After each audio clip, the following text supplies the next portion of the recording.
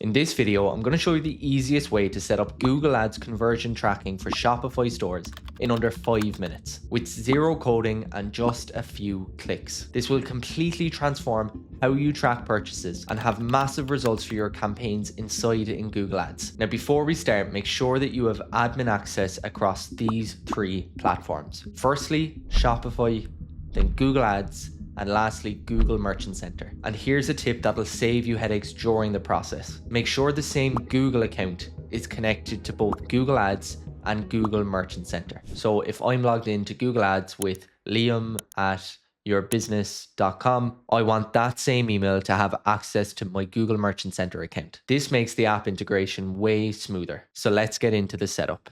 So firstly, we're in Shopify. So we're going to come up here to the search bar and type Google and YouTube. And what you're going to see is this app right here. I already have the Google and YouTube app installed on this Shopify account. But if you didn't have it installed, there would be a button here to say install. So you go ahead and click on that.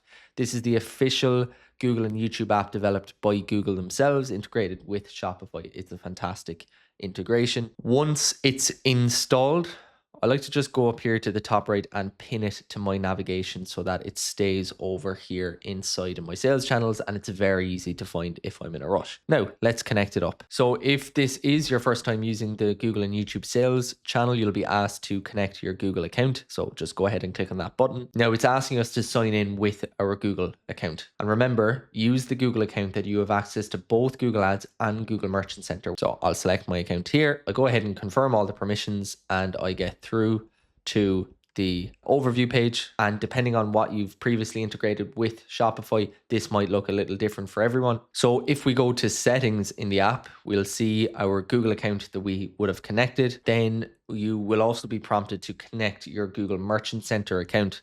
Now you can find your Google Merchant Center number up on the top right hand side of Google Merchant Center. For me, because I manage multiple merchant accounts, then I need to select the right one. So I obviously will blur this here. This has already been connected, but if you click on connect, you will have a drop down menu of all your available Merchant Center accounts. Go ahead and click on the account that has the same ID that you're looking to run ads from. The same applies to your Google Ads account. So once again, if you go to Google Ads, you'll find your Google Ads account number at the top right hand side of the Google Ads dashboard. You can once again do the same with Google Analytics just to make sure you're connecting everything up. Again, your Google Analytics details will be found on the top right hand side of the dashboard inside in Google Analytics.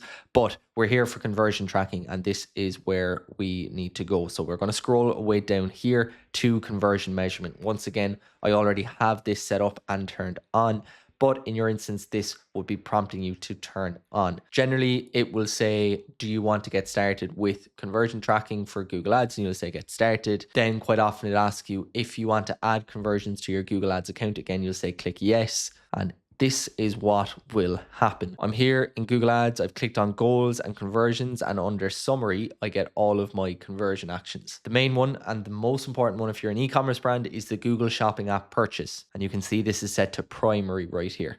This is what tracks actual purchases from your store. Every time someone buys something from your store, this conversion action fires and sends data back to Google Ads. But this integration has also created secondary actions. Add to cart, begin checkout, page views. By default, these will be set to primary, but we need to change them to secondary conversion actions. This means that they will collect data for us to see, but it won't affect our bidding or show up in our main conversion column. This is really important. You want purchases set to primary because this is what Google uses to optimize your bidding and strengthen your campaigns. This is the power of having conversion tracking set up. Look at this campaign view. We can now see conversions. How many purchases each campaign is driving. This campaign got 552, this one 535, 72, 66. We can also see conversion value, the total revenue generated.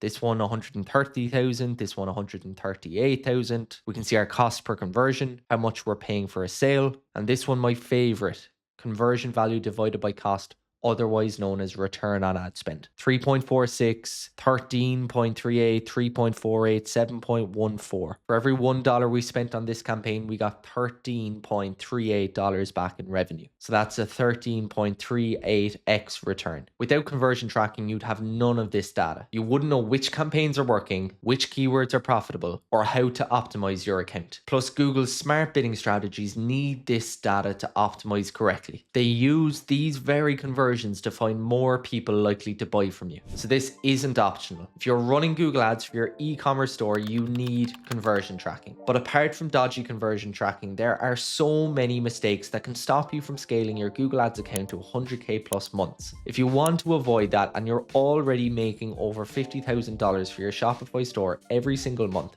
check out the first link in the description below to see how I can help you by working directly with you. In any case, make sure to watch this video on my exact system for scaling e-commerce brands with Google Ads. It will help you scale faster and avoid mistakes. So see you there.